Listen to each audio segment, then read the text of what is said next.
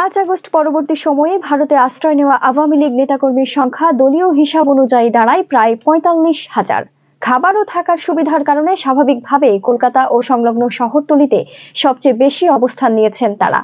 ভারতের কেন্দ্রীয় গোয়েন্দা সংস্থার তথ্য অনুযায়ী এসব নেতাকর্মীরা প্রায় ৮০% রয়েছেন কলকাতা ও আশেপাশের এলাকায়।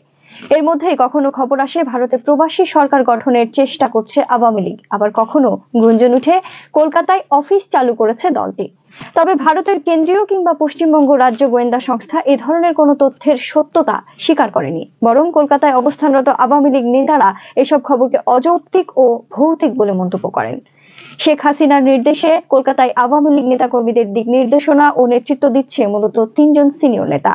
আওয়ামী লীগের প্রেসিডিয়াম সদস্য ও সাবেক বস্ত্রমন্ত্রী জাহাঙ্গীর কবির নানক, আওয়ামী লীগের যুগ্ম সাধারণ সম্পাদক বাহাউদ্দিন নাসিম ও সাবেক সংসদ সদস্য এস.এম. কামাল হোসেন। জাহাঙ্গীর কবির নানক রীতিমতো হাসতে হাসতে সংবাদ মাধ্যমকে বলেন, কলকাতায় আওয়ামী লীগের অফিস থাকার বিষয়টি তার জানা নাই। এ ধরনের খবর কাল্পনিক, উদ্দেশ্য প্রণোদিত।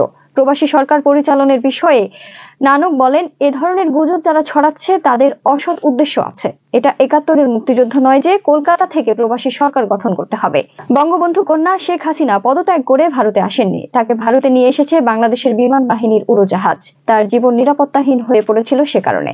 নেত্রী শেখ হাসিনা সাংবিধানিকভাবে এখনো প্রধানমন্ত্রী এবং যারা মন্ত্রিসভার সদস্য ছিলেন তারা এখনো মন্ত্রী। তাই প্রবাসী সরকার গঠনের কোনো প্রশ্নই আসে না। অবৈধ ইউনূসের সরকারের অধীনে কোনো নির্বাচন তারা গ্রহণ করবে না।